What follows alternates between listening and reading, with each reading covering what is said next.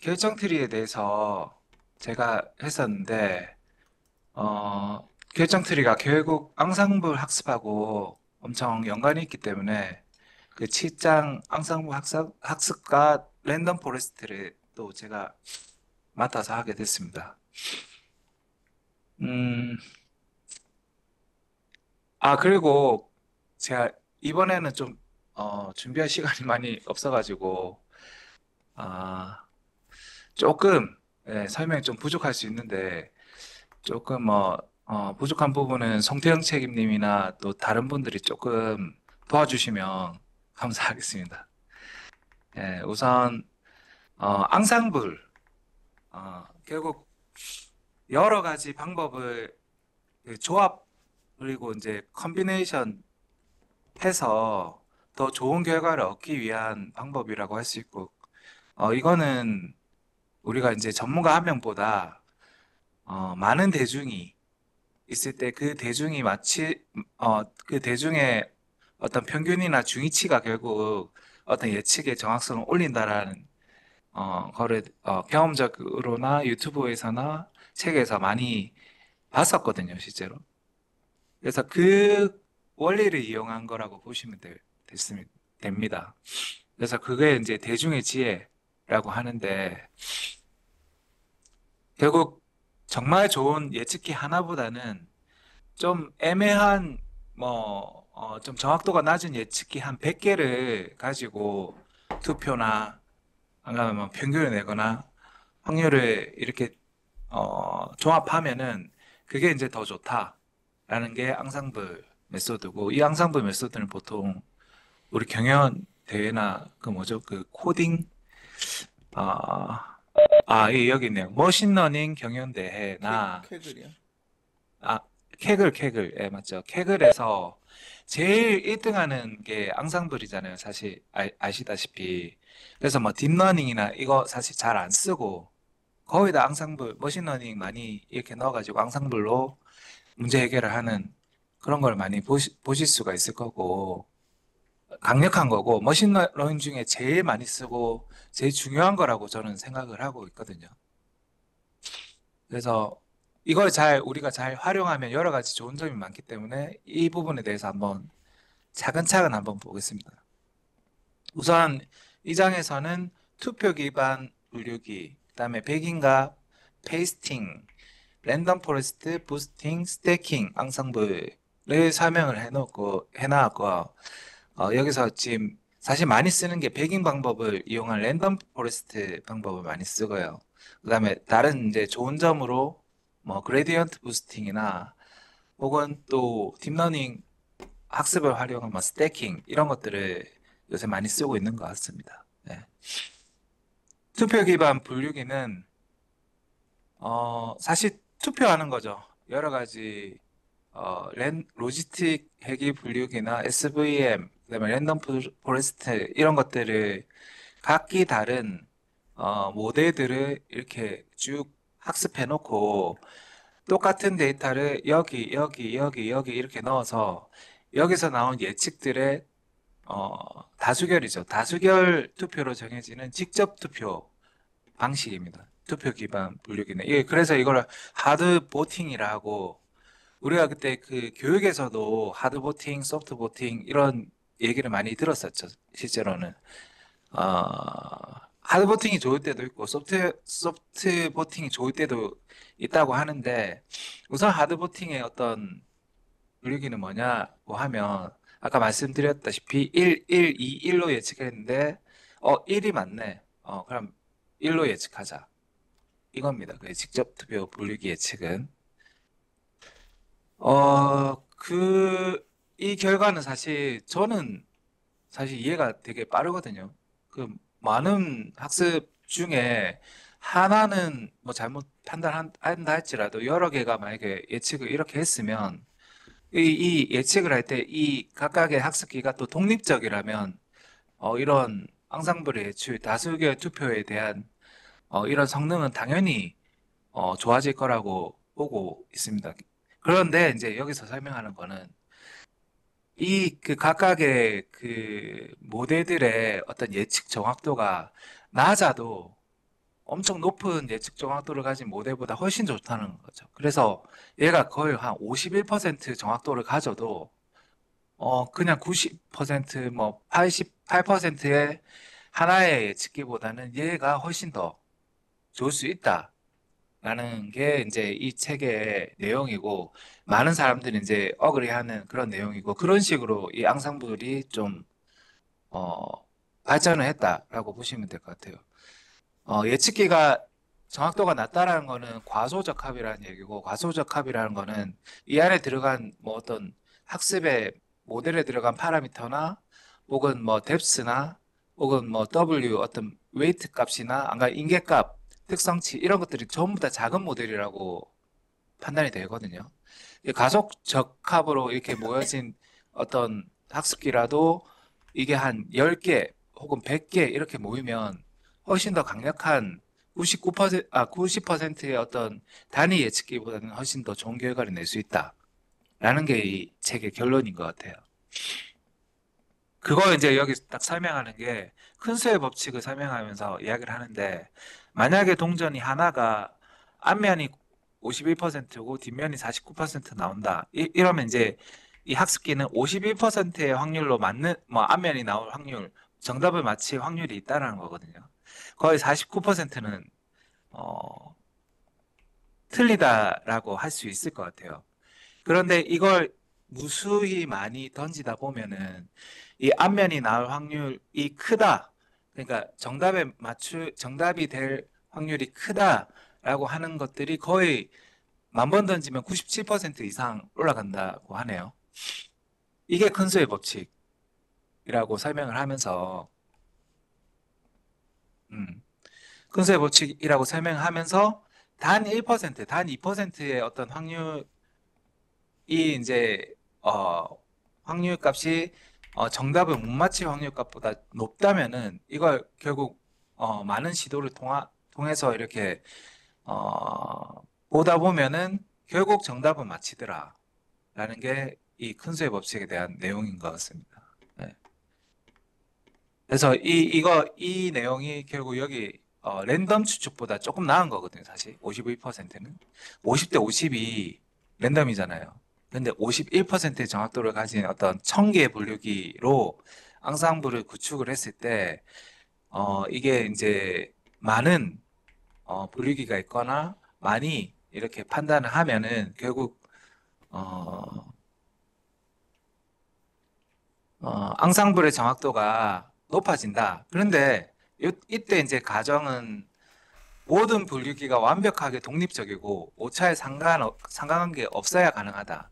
그러니까 각 분류기가 1번 분류기, 2번 분류기, 3번 분류기가 같은 학습 모델을 갖고 있거나 학습 모델이 거의 비슷하면은 어차피 얘나 세 개가 똑같은 데이터를 넣으면 똑같은 결과가 나올 거잖아요. 그래서 우리가 독립성이 있어야 된다.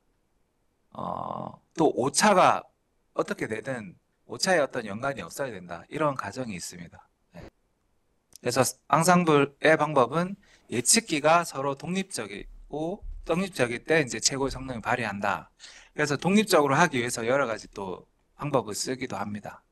이제 뒤에 나올 내용인데, 사이클론에서는 보팅 클래시파이어 클래스라고 이 함수를 제공을 해서요.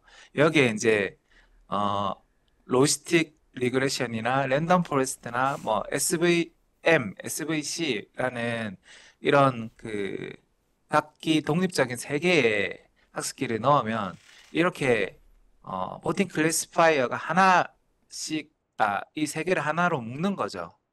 이렇게 묶어서 피스 시키면 훈련을 시키면 이 핏한 결과가 이제 각각 나오고 그걸로 보팅을 해서 결국 그 예측을 하는데 사용을 하게 됩니다. 보팅 클래시파이어는 복제된 추정기, 그러니까 이 세 개가 복제된 거죠, 이 하나에. 어, 그래서 원본 추정기는 에스티메이터 속성에, 훈련된 복제본은 에스티메이터 언더바 속성에 있다고 합니다. 여기 보면 아이템이 볼까요? LR은 리그레션, 뭐 RF는 랜덤 포레스트, SVC는 뭐 SVM 일 거고, 이게 각각 0.864, 0.896, 0.896이라는 어떤 학습 그 정확도를 갖고 있는 것 같아요. 이거는 이제 테스트 데이터를 가지고 했네요. 네. 근데 이 세 개에서 투표 기반 분류기에서는 프리딕트 이 보팅 언더바 CLF 클래시파이어에 프리딕트의 테스트를 넣어서 보면은 이렇게 결과가 바로 튀어나오는데 이게 어, 투표 그러니까 다수결을 통해서 이렇게 결과를 예측합니다. 그러니까 이제 이게 첫 번째 어떤 데이터는 여기 있네요. 클래스 1을 예측하네요. 이게 이제 세 분류기 중 두 개가 해당 클래스를 예측하기 때문에 그렇다고 하고 첫 번째, 두 번째가 1, 2를 이렇게 예측을 하니까 세 번째가 0이더라도 다수결에 의해서 1을 예측하는 걸 볼 수가 있습니다. 그래서 이제 어, 테스트 세트의 데이터를 넣어서 스코어를 계산을 해보니까 0.912로 아까 나온 0.896보다 한 2% 정도 높네요.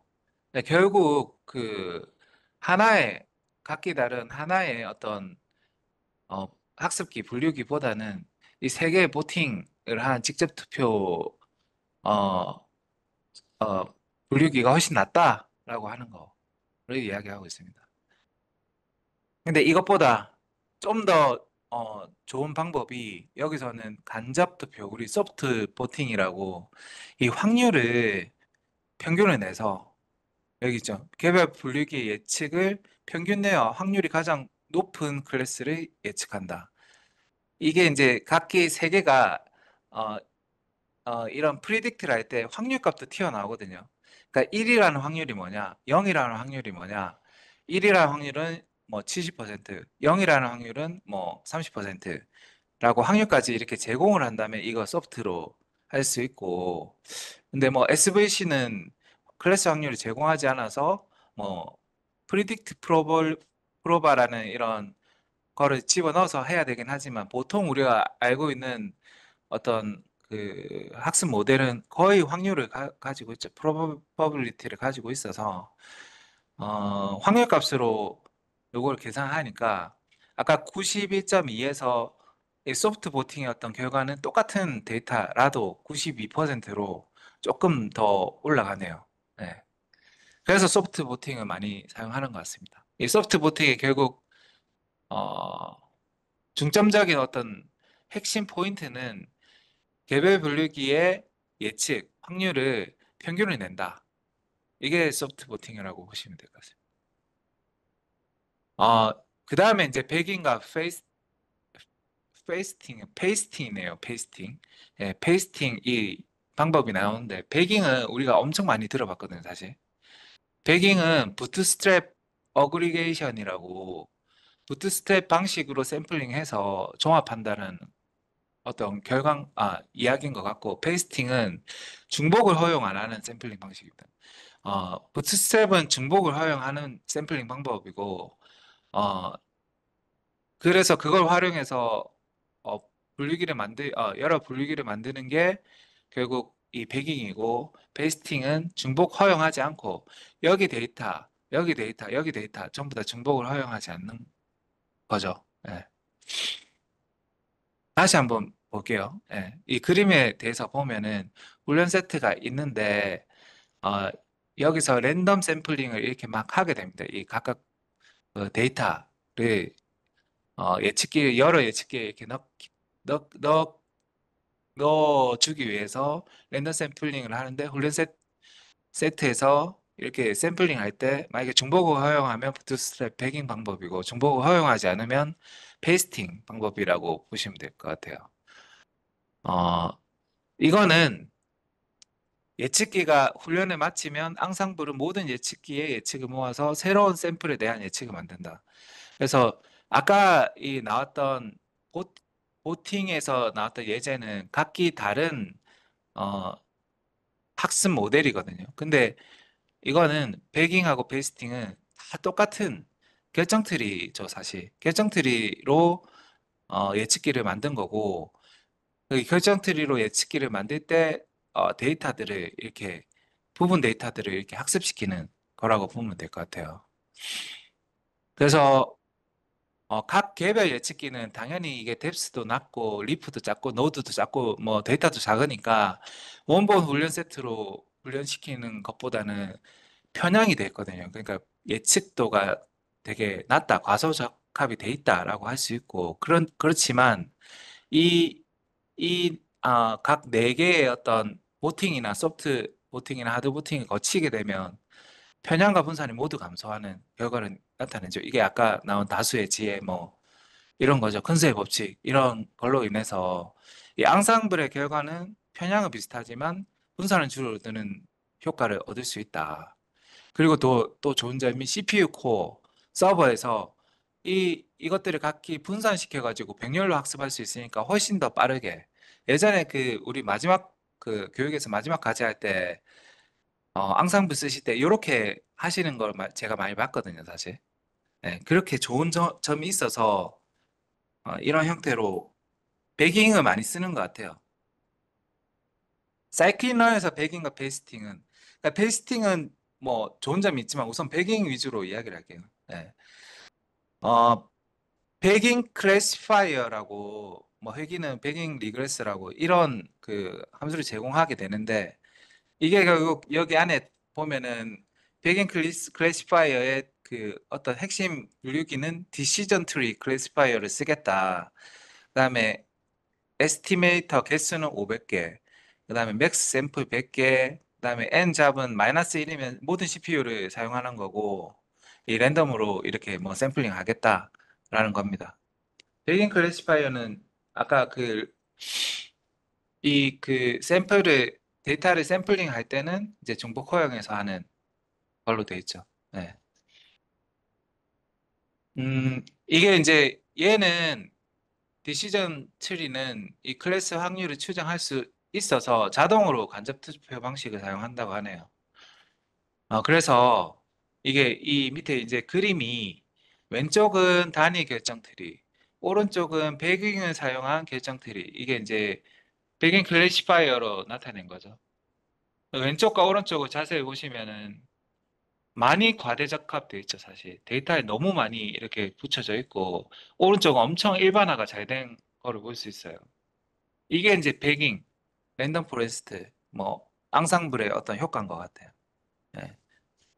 이 단위 결정 트리의 결정 경계, 그 다음에 500개의 트리를 사용한 배깅 앙상블의 두 개를 비교를 한 건데, 이거는 비슷한 편향, 그러니까 정확도는 비슷한데, 이 모델의 어떤 일반화가 다 잘 되는 형태라고 볼 수 있고요.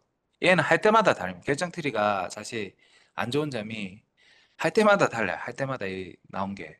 하지만 얘는 500개를 평균을 내거나 500개를 가지고 이렇게 종합하는 거기 때문에 어, 균일한 혹은 분산이 작은 모델을 만든다고 할 수 있습니다. 그래서 여기서는 이제 여기 나오는 내용이 전반적으로 배경이 더 나은 모델을 만들기 때문에 더 선호된다. 이게 왜 그러냐?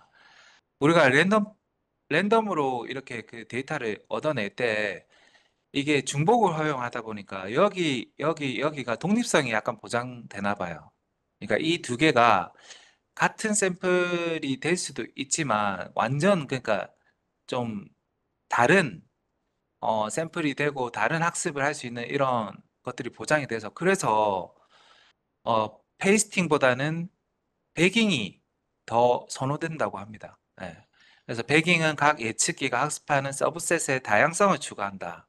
그래서 배깅이 페이스팅보다 편향이 조금 더 높지만 분산은 작다라고 해서 배깅이 많이 사용한다고 합니다. 그다음에 OOB는 아웃 오브 백이라고 우리가 배깅으로 선택했을 때 63%만 훈련 샘플의 63%만 샘플링이 되거든요. 선택되지 않은 37%가 아웃 오브 백 샘플이라고 하는데 이 선택되지 않은 샘플 가지고 어 우리가 그 검증할 밸리데이션 세트로 검증하는 것처럼 이 앙상블을 활용하면 밸리데이션 셋 검증 세트를 따로 없이도 이 OOB 샘플을 통해서 우리가 예측을 할 수 있죠. 테스트 결과를. 그래서 OOB 스코어를 true로 하면은 이 OOB 스코어를 나타내면은 0.896이네. 얘는 학습에 이렇게 들어가지 않은 데이터로 봤으니까 테스트 결과는 0.896이네 하고 훈련 세트로 테스트를 예측을 할 수 있다라는 걸 이야기를 하는 거고 실제로 이제 테스트 데이터를 보니까 92%니까 약간 테스트 결과는 더 좋긴 하지만 우리가 훈련할 때 밸리데이션 셋을 써서 막 이렇게 저렇게 하게 되는데 앙상블은 그럴 필요도 없다. 배깅을 쓴다면 배깅 클래시파이어를 쓴다면은 OOB 샘플 가지고 할 수 있다라는 거 이야기해 주고요. 그다음에 뭐 이게 왜 63%냐라는 거를 수학적으로 이렇게 이야기해 놓은 건데 결국 뭐 선택의 확률이 뭐 어디죠? n분의 1이면 이게 이제 여러 개가 어, 선택이 되고 이거의 극한이 결국 뭐 37% 대략 63%가 샘플이 된다고 하네요. 네, 그런 내용을 적어놓은 거고 랜덤 패치와 랜덤 서브 스페이스는 어, 얘 백인 클래시파이어는 특성 샘플링 그러니까 아까는 데이터 샘플링을 이야기했던 거고 두 번째는 이제 특성 샘플링도 지원합니다. 결국 우리 샘플링, 이 특성 샘플링의 어떤 맥스 피처, 부스트랩, 피처스 두 매개 변수, 내가 이 오타가 났나? 그래서 이 두 매개 변수를 가지고 내가 그러니까 한 10개 피처 중에 3개만 선택하겠다. 그러면 진짜 각각의 분류기가 독립적으로 랜덤 형태로 뭐 어떤 특성이 선택이 되겠죠. 그러면 독립성을 더 높이는 거고 앙상블의 어떤 효과를 더 크게 만드는 거라고 볼 수 있고요. 그리고 그 시간도 연산 시간도 되게 줄여줄 수 있어서 고차원의 데이터셋을 다룰 때 유용하다고 합니다. 그래서 이제 아까 훈련 특성, 뭐 샘플 모두 샘플링 하는 거를 랜덤 패치 방식이라고 하고 이 형태로 많이 쓰죠. 예. 그 CPU 용량도 있고, 그다음에 연산 시간도 너무 많이 걸리고 이러니까 우리가 이제 특성 샘플, 데이터 샘플에서 랜덤 포레스트, 백인 클래시파이어 이런 것들을 쓴다고 보시면 됩니다. 네. 랜덤 포레스트는 아까 계속 이야기한 백인 방법을 적용한 뭐 결정 트리의 앙상블이다. 그래서 백인 클래시파이어에 디시전 트리 클래시파이어를 넣어 만드는 대신에 랜덤 포레스트 클래시파이어라고 하나가 또 있거든요. 위에는 이제 여기 있죠. 백인 클래시파이어에 여기 안에 디시전 트리라는 거를 하나 선택해서 넣었다면 이거 두 개를 합친 랜덤 포레스트 클래시파이어를 이렇게 따로 함수화를 해놨습니다. 그래서 뭐 분류기는 500개고 뭐 맥스 리프 노드는 16개 뭐 이런 식으로 500개의 어떤 특성치의 분류기를 만들면 이게 결국 아까 배경을 이용한 어떤 방법과 랜덤 포레스트 클래시파이어를 이용한 방법의 결과가 똑같다는 얘기고 이 두 개가 베깅하고 클래시파이어 두 개를 비교를 해보니까 프리딕트한 어떤 예측 결과가 동일한 걸 알 수 있어요. 예. 랜덤 포레스트는 특징이 우리가 이거는 수학적으로 아마 어떤 게 있는 것 같은데 기본적으로 루트 n개의 특성을 선택을 하고요. n개를 다 특성에 다 선택을 하는 게 아니라 루트 n개의 특성을 선택해서 약간 트리를 다양하게 만들면서 물론 각각의 어떤 트리는 편향이 있겠죠. 그렇지만 이제 분산을 낮추는 전체적으로 더 훌륭한 모델을 만들어낸다. 결국 다 특성을 다 가지고 하나 뭐 여러 개의 분류기를 만드는데 특성치를 다 주면은 이 1번 분류기와 2번 분류기의 어떤 다양성을 보장하지 못한다는 그런 내용인 것 같아요. 네. 다양성을 보장하려면 나는 A 특성을 활용하면 니는 B 특성을 활용해. 그래서 나중에 모여서 판단을 해보자. 그러니까 각기 다양하게 한번 판단해 보자. 라는 걸 활용한 거라고 볼 수 있을 것 같아요. 그리고 랜덤 포레스트 알고리즘이 결국 백인 클래시파이어에 결정 트리를 넣는 거다. 엑스트라 트리는 랜덤 포레스트에서 트리를 만들 때 랜덤으로 특성의 서브셋을 만들어 분할을 사용하는데 그 중에서도 임계값을 우리가 트리는 최적의 임계값을 찾거든요. 보통은 최적의 임계값을 찾는 그 연산이 되게 많이 걸립니다. 근데 여기서는 그냥 랜덤으로 분할한 다음에 최상의 분할을 선택한다. 그러니까 인계값 찾는 것보다 그냥 대충 인계값 대충 찾아놓고 왼쪽 오른쪽 잘 가르는 그런 거를 더 방법을 더 선호한다. 그래서 엑스트라 트리. 이거 제가 안에 있는 코드를 못 보니까 이제 정확하게는 제가 알 수는 없겠지만 그래서 임계값 찾는 것보다 최상의 분할을 선택하는 코드로 만들어져 있다. 그래서 익스트림 랜덤 트리, 익스트라 트리라고 하네요. 네. 극단적으로 랜덤한 트리의 랜덤 포레스트라고 합니다. 이것도 현양이 늘어나는 대신 당연히 이제 인계값이 정말 중요한데 인계값도 이제 신경 안 쓰고 뭐 그냥 분할을 이렇게 잘 하는 형태로 트리를 계속 만든다는 거니까 인계값은 대충 찾고 분할 이렇게 됐으면 오케이 이렇게 하는 것 같아요. 예. 엑스트라 트리의 훈련 속도가 훨씬 빠르다고 합니다. 이게. 그래서 엑스트라 트리를 만들려면 엑스트라 트리 클래시파이어를 써서 뭐 랜덤 포레스트 클래시파이어랑 동일하게 사용할 수 있고 그런데 이제 이거는 뭐가 좋다라고 이야기는 못하고 랜덤 포레스트가 좋을 때도 있고 엑스트라 트리가 더 좋을 때도 있으니까 둘 다 한번 해보고 비교해 보는 게 낫다. 그다음에 여기서 진짜 우리가 랜덤 포레스트의 정말 좋은 장점은 랜덤 포레스트 함수에는 각각의 그 특성의 중요도가 저장이 되어 있거든요. 그래서 우리가 이 특성치가 정말 중요하다.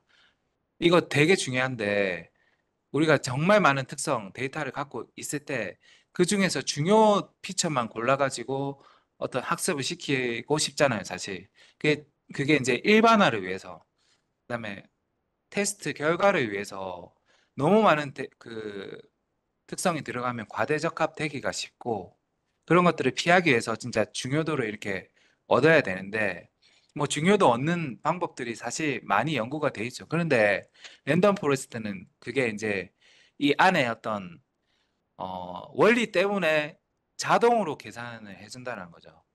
네, 평균적으로 불순도가 얼마나 감소시키는지 어떤 특성을 사용한 노드에서 이게 불순도를 얼마나 감소시키는지 확인을 해가지고 특성의 중요도를 측정을 한대요.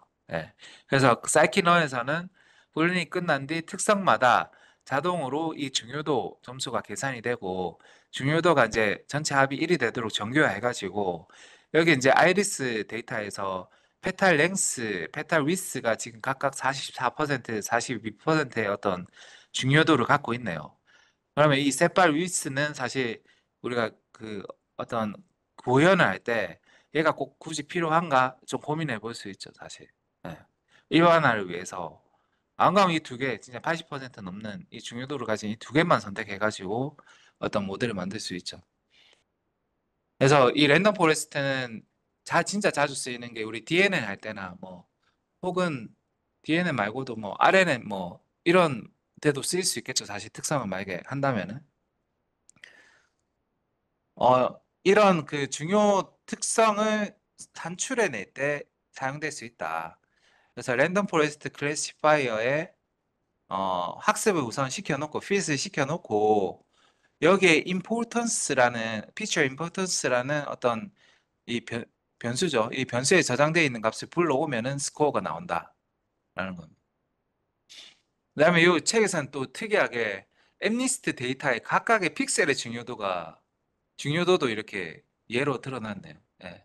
이거 시간이 조금 걸리던데 각기 한 256이 되나? 128, 128 정도 되는 것 같은데 이 픽셀에 사실 3, 2 이렇게 적혀져 있잖아요. 그래서 요 데이터가 중요하다. 요 밖에 있는 거는 중요하지 않다라는 것도 우리가 랜덤 포레스트로 알 수 있네요. 예. 근데 이거는 여기 있네요. 랜덤 포레스트 클래시파이어에 이렇게 해가지고 필수 시켜놓고 거기에 피처 임포턴스가 28, 28이니까 이게 28, 28, 256인가? 잘 모르겠다. 28, 28이다. 맞다, 맞다. 이게 픽셀이 해상도가 작으니까 28, 28로 이렇게 리쉐이프 해가지고 각기 중요도 점수를 그림으로 그려보면 점수가 높을수록 흰색에 가까운 이런 그림으로 그려보면 여기가 빨갛게 나오는, 예. 이런 것도 우리가 확인해 볼 수 있다. 그럼 이미지 할 때 어느 부분이 중요한지를 알 수 있겠네요. 네, 이 랜덤 포레스트로. 그래서 랜덤 포레스트는 특히 특성을 선택해야 될 때 어떤 특성이 중요한지 빠르게 확인할 수 있다. 그래서 편리하다. 라는 얘기고, 나중에 이제 특성 이렇게 골라내실 때 좀 사용하시면 좀 편할 것 같습니다. 그 다음에 부스팅. 부스팅은, 어, 약한 학습기를 여러 개 연결해서 강한 학습기를 만드는 앙상블의 방법이다. 실제로는, 어, 우선 아다부스트부터 한번 그림으로 보고 바로 설명을 드릴게요. 아다가 에이다입니다. 에이다. 에이다 부스트는, 어, 이 부스팅에 에이다 부스팅, 그 다음에 그레디언트 부스팅이 있는데, 에이다 부스트는 어댑티브 부스팅의 줄임말이고, 그레디언트 부스팅은 우리 구글에서 잘 만들어 놓은 그레디언트 부스팅인데, 이거 에이다 부스트부터 보면은, 여기 예측을 이렇게 시리얼로 한다고 보면 돼요. 이 시간이 엄청 걸리거든요, 이거 우리 그때 교육할 때도, 와, 이걸 왜 쓰지? 너무 시간 많이 걸리는데. 그래서 왜, 위에 이제 랜덤 포레스트는 분명히 이렇게 시간이 걸리더라도, 그림이 없나? 랜덤 포레스트는 시간이 걸리더라도 이게 그 데이터들이 병렬로 이렇게 분산도 될 수 있고 이렇지만 얘는 무조건 시리얼로 데이터가 이렇게 학습이 돼야 됩니다. 시간이 엄청 걸려요. 그래서 에이다부스트 안 씁니다, 사실. 안 해도 돼요. 이거 제가 말씀 안 드려도 될 것 같은데. 근데 이런 아이디어를 한번 봐야 되니까. 시리얼로 하는 이유가 첫 번째 분류기를 통과한 어떤 데이터 중에 어떤 이 값들이 잘못된 값들이 있을 거거든요. 그 잘못된 분류된 값의 가중치를 둬가지고 이 가중치된 데이터에 더 학습이 잘 되도록 좀 고쳐줘요. 그다음에 또 여기서도 잘못된 학습이 있을 거잖아요. 잘못된 학습에 또 이 세 번째에서 또 다시 이제 그 분류기를 고치고 해서 한 100개 정도 늘어지면은 데이터가 뭐 계속 정답을 학습하는 어떤 분류기가 더 되는 거죠. 그러니까 이거는 좀 앞에 모델을 보완해 나가면서 일련의 예측기를 학습시키는 거다라는 거고, 이 코드를 보면 이 그림만 잠깐 설명할게요. 뭐 1번, 2번, 3번, 4번, 5번이 있는데 처음에는 분류를 잘 못하다가 점점점 분류가 잘 되는 그런 그림이라고 보시면 됩니다. 네. 그래서 뭐 첫 번째 분류기에서 샘플을 잘못 분류하면 샘플들의 가중치가 높아지고, 두 번째는 이 샘플들을 더 정확하게 예측하고, 또 두 번째 분류기가 잘못된 거는 세 번째, 이런 식으로. 이게 이제 그 경사감법과 되게 비슷한 면이 있다고 하네요. 우리가 비용 함수가 점점점 최소화되도록 예측기의 모델 파라미터를 조정하는 것처럼 이 에이다 부스트의 학습기도 점점점 어떤 샘플들의 정확도를 더 좋게 만들기 위해서 학습을 점점 그 가중치를 주면서 이렇게 학습을 하는 형태. 근데 여기 있죠. 그 코션 해가지고 이 중요한 내용이에요. 중요한 내용. 연속된 학습 기법에 중요한 단점이 있다. 훈련을 병렬화할 수 없다. 배깅이나 페이스팅만큼 확장성이 높지 않다. 그래서 에이다 부스트는 안 씁니다, 사실. 진짜. 맞죠, 성책임님? 맞나요?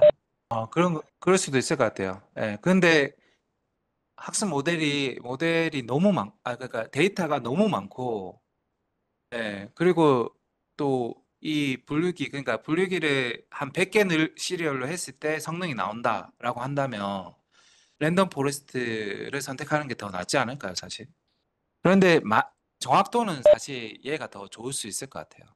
학습하는 데 오래 걸리지만 분명히 데이터를 점점점 뭐 좋게 만드는 형태로 되니까 그 학습을 하니까 데이터에 근거해서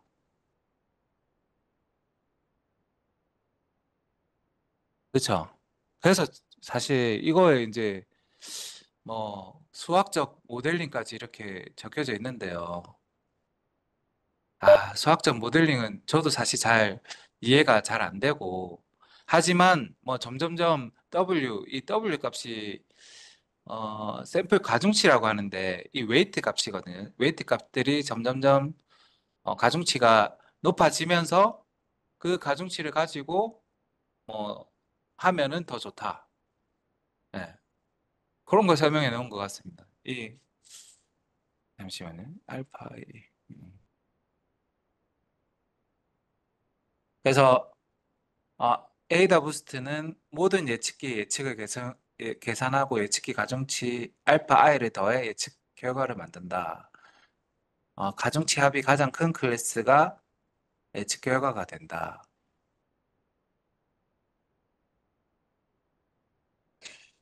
아, 알겠습니다. 이거는 넘어갈게요. 죄송하죠. 이건 넘어가겠습니다.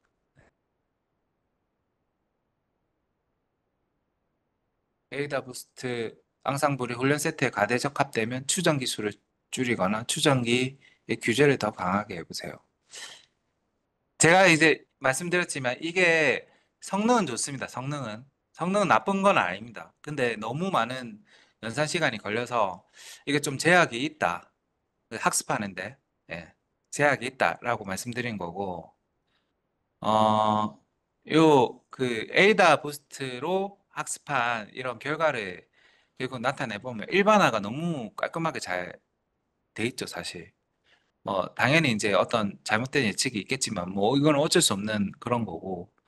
그래서 성능은 좋다. 그리고 학습한 다음에 학습 모델을 활용해서 추정을 할 때, 그러니까 어떤 결과를 낼 때는 뭐 연산 시간은 그렇게 많이 걸리지는 않는다. 그 다음에 이제 그레디언트 부스팅이라고 하는 또 이 그레디언트 부스팅은 이 위에 에이다 부스팅하고 약간 다른 그 여기 그림이 없나?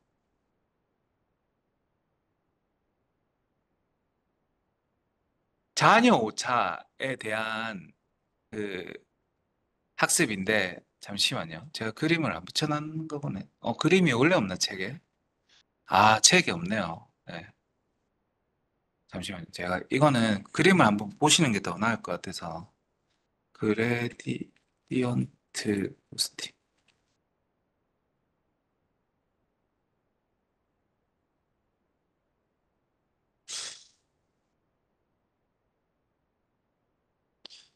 송채임님 혹시 그레디언트 부스팅 그림이 있을까요? 혹시 보시는 게?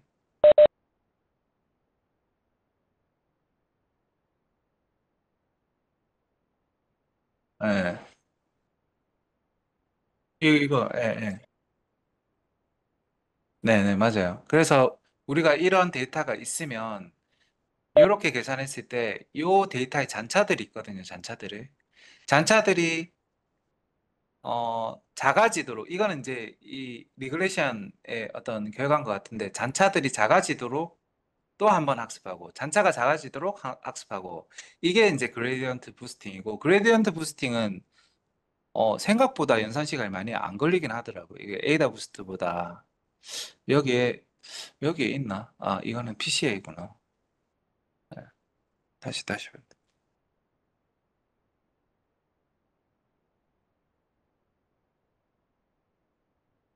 요게 더 나으려나?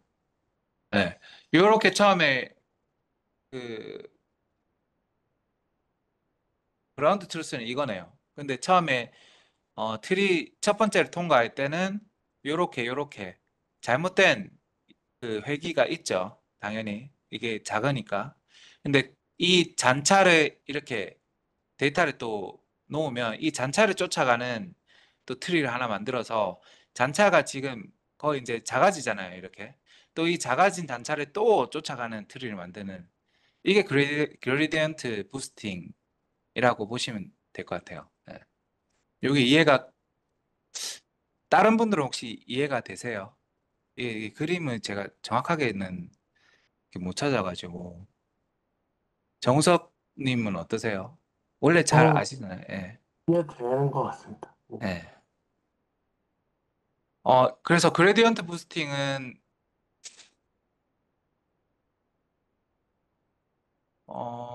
에이다 부스트처럼 뭐 오차를 보정하는 형태로 되지만은 잔여 오차, 레지듀얼 에러를 새로운 학습 예측기에 학습시킨다. 그래서 이거를 이제 뭐 부스티드 회귀 트리 뭐 이런 식으로 GBRT라는 그레디언트 부스티드 리그레션 트리 이걸 진짜 많이 쓰는 것 같아요. 잔차니까 회계에 많이 쓰이거든요. 얘는. 네. 그래서 근데 좀 약간 이해가 안 가는 부분이 있는 게, 네네. 그 디시전 트리 기반 아니에요? 네, 맞아요. 네. 근데 디시전 트리에서 잔차를 뭘로 이렇게 비교를 하는 걸까요? 레이블된 정답과 네. 디시전 트리는 그게 매칭이 잘 안 되네 갑자기. 디시전 트리는요, 우리가 보통 분류에 많이 쓰긴 하지만, 회계에도 사용을 하죠, 사실. 회계를 네네네. 엄청 많이 쓰죠. 그래서 이게 Y축에 지금 보면 수직한 방향으로 트리가 이게 트리가 아닌 노드죠. 리프 노드가 네개가 만들어진 거고, 여기 각각의 다른 이 데이터 값 있잖아요. 이 값과 이 정답값이 아니라 트리로 학습된 이 예측값의 차이가 잔차라고 보시면 돼요. 예측값? 확률이 아니라 예측값? 예측값이는 트리를 통과한 값. 예측값 트리에서, 를 예, 예, 통과한 예, 값이 예. 나오는데, 그림 그리는 코드요? 책에 제가 한번 볼게요. 다시 한번 볼게요. 이 밑에 나오지 않나? 여기. 보니까 이거는 배깅하고 다른 방식이고, 일단 예, 맞아요, 세우는 맞아요. 것도 예, 없고, 근데 예, 그 첫 번째 결과값을 가지고 정답 내일구의 차이를 갖다 본 다음에 예. 그 차이를 갖다 최소화시키는 방법으로 또 학습을 시키고, 또 트리가 하나 최소화시키고. 새로 만들어지는 거예요. 그렇지, 그렇지. 예, 예, 아, 예. 근데 네, 근데 이거는 그걸 어떻게 과적합, 적용할까요? 과적합이 될 수도 있겠네요. 이게 잔차를 조금씩 조금씩 조정하면서 결국 모델을 그렇죠. 바꿔나가는 거잖아요. 그러면은 잔차를 줄이게끔 그 안에 이제 가중치들을 바꿔가는 거겠죠. 그냥 모델의 가중치를 조금씩 바꿔가는 거니까. 네, 근데 맞아요. 이제 과적해도 가중치를 안 될 것 어떻게 같아요. 바꾸는지가 이제 그레이디언트라는 단어를 써서 했는 것 같은데, 아니요, 어떻게 바꾸나? 가중치는 앞에 에이다 부스트가 이제 잘못된 데이터의 가중치를 높여서 거기에 이제 훈련이 더 잘 되게 만드는 거고, 얘는 잔여 오차는 그냥 똑같이 트리예요. 똑같은, 이게 이제 새로운 데이터인 거죠, 사실은. 근데 이제 네. 가중치를 갖다가 좀 더 이제 계속 단차를 줄이도록, 그러니까 네. 거의 그 모델이 정확하게 예측하도록 줄이는 방향으로 학습을 하는데, 예. 그 그때 이제 그러면은 새로운 트리를 만들 때 어떻게 더 레지듀얼을 장차를 줄일 수 있게끔 만들어 주는지 그 방법이 혹시 있나? 어떻게 아시나요? 아시는 분 계신가? 그러니까 그 모델은 계속 발전할 거 아니에요? 별다른 방법 없어요. 근데 사실. 예. 이게 다예요, 이게. 잔차를 이게 다, 이게. 잔차를 새로운 정답으로 두고. 예, 잔차를 새로운 정답으로 두고 이 데이터를 이렇게 트리를 이렇게 만든 거야, 그냥. 아, 뭐 오케이. 가중치를 더 부여하고 이런 게 아니라 새로운 게 아니에요. H1과 H2가 새로운 게 아니에요. 오케이, 오케이. 예, 이해했어요, 예, 예, 이해했어요. 예. 자, 별다른 정답에서 방법은. 예. 정답 레이블이 있으니까 가중치를 갖다가 만들고 그렇죠, 그렇죠. 그걸 가지고 학습을 해서 다시 예. 정답 레이블과 비교를 해서 가중, 또 이제 예. 점점점 줄여나가는 가중치란 방법이네요. 용어보다 인계값이라 할게요. 인계값과 그 예, 틀이 분류기 이게 더 맞을 것 같아요. 예, 인계값. 예, 예. 인계값을 이제 조정하는 거죠, 이렇게. 그렇죠. 잔차가 이렇게 돼 있다. 그럼 이건 0이네. 이거는 뭐 이렇네 이렇게 이 값으로 예측하는 거죠. 요 아, 네, 범위에 예, 있으면 예, 네, 알겠습니다. 예, 감사합니다. 네. 그러니까 이렇게 좀 저도 사실 처음 볼 때는 이게 뭐지? 이렇게 좀 이해가 안 됐던 부분이 있어서 이번 기회에 한번 이해를 하시는 것도 괜찮을 것 같아요. 예. 그림이 좀 있었으면 더 좋았을 텐데. 그래서 그레디언트 부스팅 방법은 이 잔여용 오차를 이용하는 거기 때문에 얘는 회기에 조금 쓰이는 것 같다. 예. 근데 당연히 다른 분류기에도 쓸 수 있겠죠. 그 분류를 잘 하게 계속 어떤 오차를 우리가 분류의 오차도 우리가 알 수 있잖아요. 그 오차를 작게 만드는 형태로 이것도 시리얼로, 예. 시리얼 방법이 결국에는 우리 그 그레디언트 부스팅과 어, 에이더 부스트 이게 이제 부스팅이다. 약한 학습기를 여러 개를 연결했다라고 했거든요. 연결을 한 게 그냥 시리얼로 연결을 하는 이 형태를 앙상블 방법이라고 하고, 이 형태를 부스팅이라 하고, 그다음에 이제 병렬로 이렇게 한 게 랜덤 포레스트다. 이렇게 보시면 조금 더 나을 것 같습니다. 예, 이해가 조금 더 편하실 것 같아요. 아, 그리고 여기 그다음 게 잠시만요. 그레디언트 부스팅 회기를 시도해 보겠다. 왼쪽과 오른쪽. 예측기가 부족하면 이렇게 좀 과소적합되는 부분들이 있는데 예측기가 많아지면 그래도 이거는 완전 뭐 우리 선형회기, 다중 선형회기나 뭐 DNN이나 이런 걸 활용해서 예측하는 거랑 그 별반 다르지 않은 예측 결과를 나타내는 것 같은데요, 저는. 얘는 3개 썼을 때고 얘는 92개 썼을 때인데 그 대신 앞에 그 에이다 부스트보다 훨씬 연산 시간이 더 짧고 더 좀 좋은 것 같더라고요. 제 개인적인 어떤 생각에서는. 맞나요, 송책임님?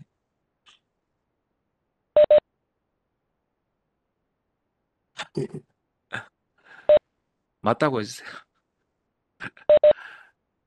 예, 예. 그래서 얘는 진짜 많이 쓰인다.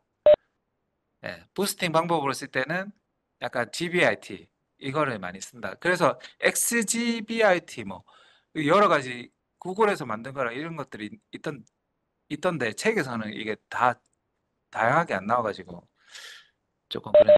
예. 그다음 약간 이게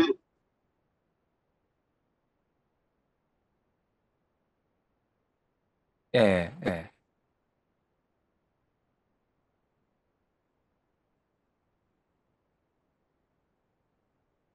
음, 알겠습니다. 약간 이게 층 쌓는 것 같은 느낌이 드네요. 이게 막 예, 예, 그 맞아요, 맞아요. 층을 여러 층을 쌓는 약간 여러 층을 딥러닝 연결해서 예, 그러니까 딥러닝하고 비슷한 느낌이 들어요, 저도. 그러니까 예, 이게 무슨 층이죠, 그거? 이게 이것도 노드가 있고 뭐 딥러닝의 층을 쌓는 와 기억도 안 난다 이제. 딥러닝 층을 쌓는다. 예, 레이어를 여러 개 추가하는 형태. 예, 네. 예. 그런 느낌이 있어요. 그래서 조금 성능도 좋고 그런 것 같습니다. 그 대신 연산 시간이 조금 오래 걸리고 학습 시간이 오래 걸리고 이런 단점이 있습니다. 그다음에 이제 마지막에 이제 히스토그램 기반 그레디언트 부스팅인데 이거는 어 간단하게 그냥 말씀드리면 입력 특성을 구간으로 나눠서 데이터를 이렇게 나타나는 게 아니라 상자 형태로 이렇게 빈 형태로 히스토그램처럼 데이터를 학습을 시키는 거라고 보면 돼요. 그래서 여기 있나요? 뒤에 스태킹도 있네. 그래서 연산 시간이 되게 짧아집니다. 그 대신 과소적합되기가 좋고요. 어, 어디 있노? 예. 이 구현의 계산 복잡도는 뭐 이게 아닌 O 곱하기 B 곱하기 M이다. B는 구간의 개수. B가 이제 빈스죠. 빈스. 그다음 M은 훈련 샘플의 개수. N은 특성 개수인데 이게 수백 배, 일반 GBIT보다 수백 배 빠르게 훈련할 수 있다. 그래서 굳이 막 촘촘하게 이렇게 데이터를 학습해야 될 게 아니라면은 그러면 그냥 이렇게 범위도 넓고 X 입력 범위도 넓고 이러면은 0하고 맥스 빈 사이로 이렇게 나눠가지고 정수 형태로 표현을 해서 인티저 연산도 넣고 이렇게 하면은 연산 시간을 대폭 예, 이렇게 줄일 수 있다라는 얘기. 그래서 뭐 튜닝 없이 하이퍼 튜닝 없이 뭐 많은 데이터를 산출하는데 빨리 이제 할 수 있다. 이런 장점이 있는 것 같습니다. 그다음에 스태킹인데 스태킹은 이게 진짜 좀 어, 전 이거 처음 봤거든요, 사실. 앙상블에서 스태킹이란 말은 처음 들어봤는데 이게 요새 좀 많이 사용하고 있는 방법인 것 같아요. 이게 이제 앙상블에 속한 모든 예측기의 예측을 취합하는데 직접 투표나 간접 투표 이런 거 말고 그냥 이 취합하는 모델을 3.1, 2.7, 2.9를 3.0으로 학습시키면 되잖아요. 그냥 이렇게 나온 결과를 이렇게. 그래서 블렌더 메타 학습기라는 거를 써가지고 이게 뭐 딥러닝 구조 넣어가지고 이렇게 학습시키면 가면 더 낫지 않을까라는 아이디어에서 나온 것 같습니다. 예. 그래서 저희들은 예측 퇴근할 때도 이렇게 나왔던 그 스태킹을 마지막에 썼던 것 같아요. 어디서요? 예전에 저희 스터디했던 거 있잖아요. 스터디에서 케글 스터디, 제가 캐그 스터디는 안 해가지고 죄송합니다. 예전에 이거 하셨나 보네요. 그러면 그 모델을 세 개를 돌려서 이 평균치로 해가지고 이렇게 나와. 기억이 안 나네. 내가 그때 잤는 제대로 못 들었나 보네. 예. 자, 그럼 용어를 잘 몰랐었나 보네. 이게, 예, 내용은, 개념은 엄청 뭐 어렵지 않은 것 같거든요. 이런 3.2, 2.7, 2.9라는 뭐 회귀 결과가 나왔다. 그럼 얘를 3.0으로 학습시킨다. 이게, 예, 끝인 것 같습니다, 사실. 예. 그런데 뭐, 그런데 더 좋게 만들기 위해서, 블렌더가 학습이 되고, 그 다음에 이 기본 예측기, 학습되면 기본 예측기는 전체 원본 훈련 세트로 마지막에 한 번 더 재훈련된다. 이거는 어떤 걸까요? 이거를 정확하게는 제가 그냥 책의 내용 갖고는 잘 모르겠는데 누가 좀 설명해 주셨으면 좋겠는데 요거 조금만 도와주십시오, 선생님. 저게 예, 그 모델들이 이렇게 하나하나씩 이렇게 세 개가 있잖아요. 예, 예, 그러면 이 모델들이 생성한 데이터를 그, 그 회전을 한번 트랜스포즈를 한번 시켜요. 예. 트랜스포즈를 한번 시킨 다음에 세 개의 데이터를 다 붙입니다. 그 예. 다음에 마지막에 학습을 한번 시킵니다. 그럼 이거는 뭔데요? 훈련 세트를 여기 블렌딩 훈련 세트에 올리는 거는 뭘까요? 이게. 이게 이게 세 개를 합쳐가지고 지금 그 하나의 브랜드 훈련 세트가 만들어졌잖아요. 예. 그럼 기존 그 훈련 세트를 여기에 이제 학습을 시키는 거예요. 이렇게 만들어진 거. 그렇게 해가지고 마지막으로 이렇게 음. 나왔던 걸로 알고 있거든요, 모델이.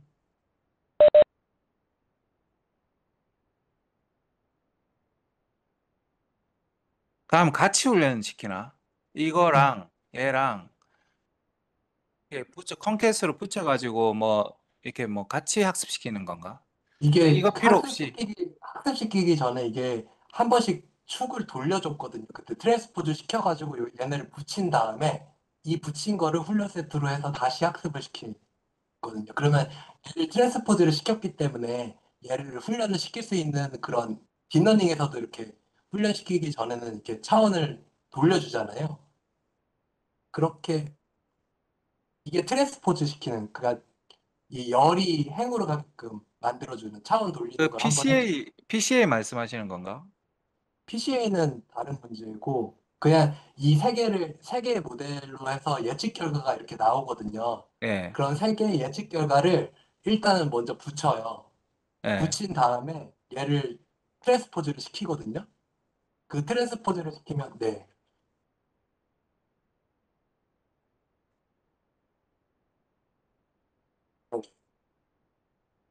네, 네, 맞아요. 그러면은 이게 N개의 특성은 학습이 되잖아요. 그거는 당연히 알고 있죠. 이거는 알겠는데, 요거, 요게 조금 이해가 안 되는데, 하여튼, 얘도 같이 붙여가지고, 이거랑 같이 붙여서 훈련 세트를 만든다. 이렇게 보면 될까요? 여기에서 예측 결과가 한번 나온 걸 가지고 예, 다시 한번 학습을 시키기 위해서 차원을 돌려줬고, 예. 차원 돌려준 거를 기존의 훈련 세트로 다시 한번 학습을 시키는 거. 그러면 기존 예측기 3개의 결과가 예측 결과로 해가지고 이미 예측 결과 브랜딩이 한번 됐잖아요. 네. 브랜딩이 된 상태에서 다시 차원을 돌려서 기존의 훈련 세트로 다시 훈련을 시키면 이 어, 다시 훈련이 돼서 조금 더 정확하게 맞춰진다는 거죠. 어. 이거 전에 저희 캐글 스터디 할 때 한번 했었는데 마지막에. 그래요. 아, 근데 이거 저희 그 CDO에 TCR이라고 타블러 데이터 분석하는 거 있는데 클래시피케이션 하는 게 있는데 네, 이제 그 예를 들어서 크로스 밸리데이션으로 5개 모델을 갖다가 학습을 시켜요. 이렇게 뭐 예. 이제 그 5개 학습시킨 다음에 최종 모델을 갖다가 선정하게 되면 그 모델들에다가 한 번 더 학습을 시키더라고요. 그 베스트 모델을 선정한 다음에 이게 그런 의미인 것 같아요. 그러니까 이제 그 고차 검증 예측을 해서 이제 예, 블렌딩한 모델이 만들어지고 그 예. 블렌딩한 모델을 이제 이건 최적의 그 모델이니까 여기다가 다시 한번 데이터를 넣어서 학습을 시켜서 모델을 만드는 거죠. 그러니까 우선 하여튼 이 책에 적혀져 있는 내용이랑 지금 말씀하시는 거랑 비슷한 것 같아요. 예, 예, 지금 근데 예. 지금 그런 거 있네요.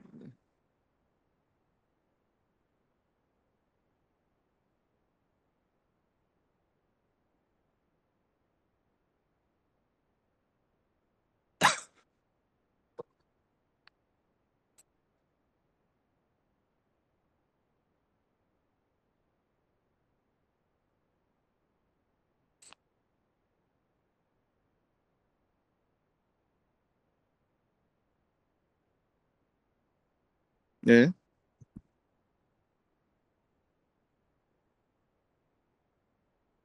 네.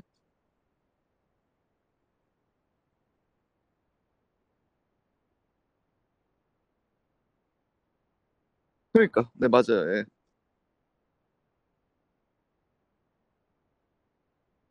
네, 네, 네.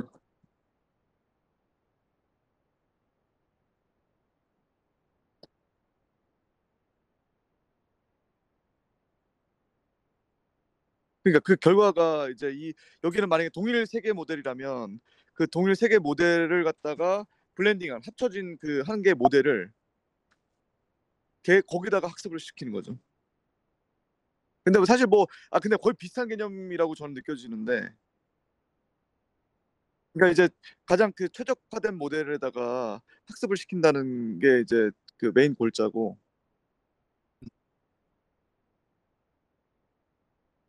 네, 네. 이거 이게 데이터라고요?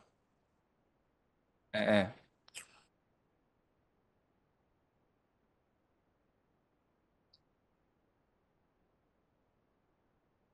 예,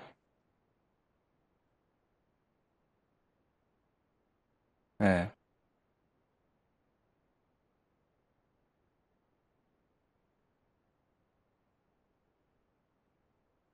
예,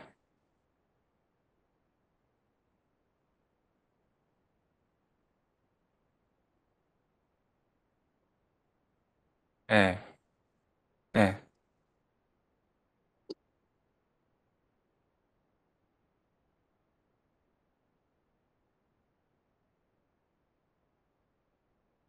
네, 맞아요. 예.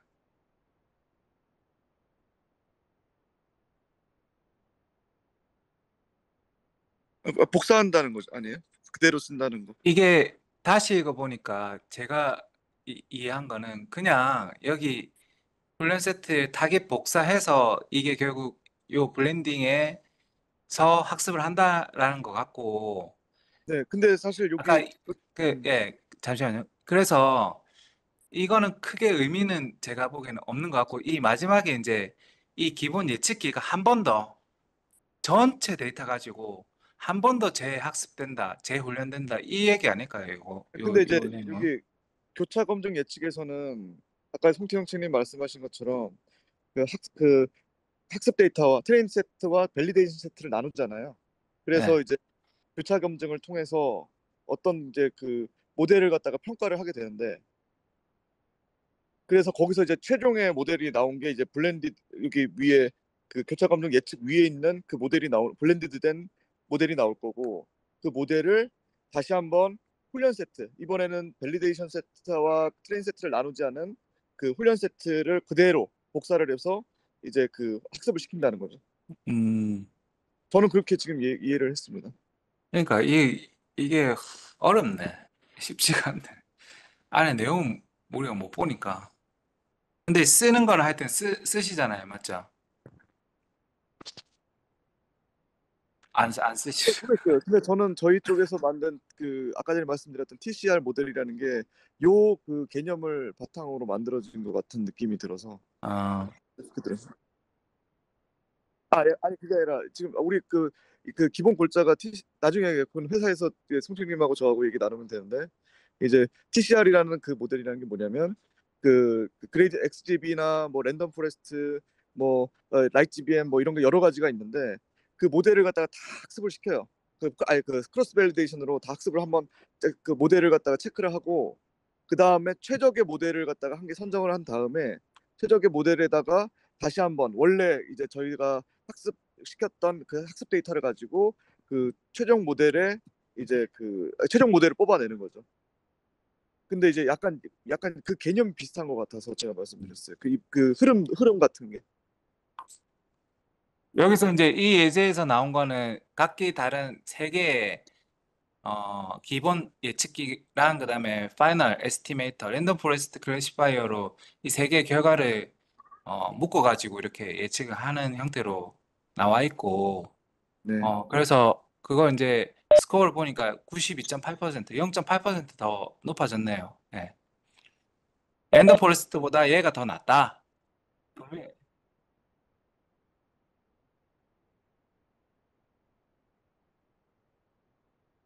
그러니까 이게 뭐 아, 그래서 모르겠어. 그러니까 근데, 이 근데 안에 이제 이 안에 있는 내용을 봐야 우리가 알겠죠, 사실은. 근데 사실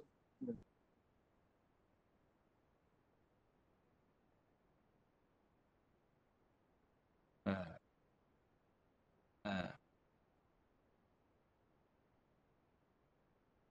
아, 그렇네요. 그렇네.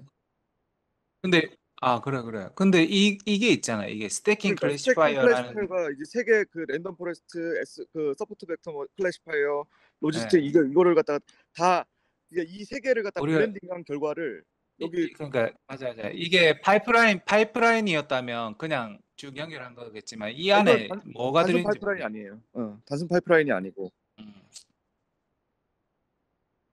예. 그게 아까 전에 위에서 막 그림 그렸던 그 부분이 여기 그 스태킹 클래시파이어에 들어가 있는 겁니다. 요 층을 갖다가 스태킹했다는 뜻이고, 음. 이제 그 옆에 그 하늘색, 보라색, 뭐 분홍색 이게 전부 다 각각의 이 아까 전에 SVC야 뭐 랜덤 포레스트, 로지스틱 리그레션 이게 다 들어가 있는 거고. 예.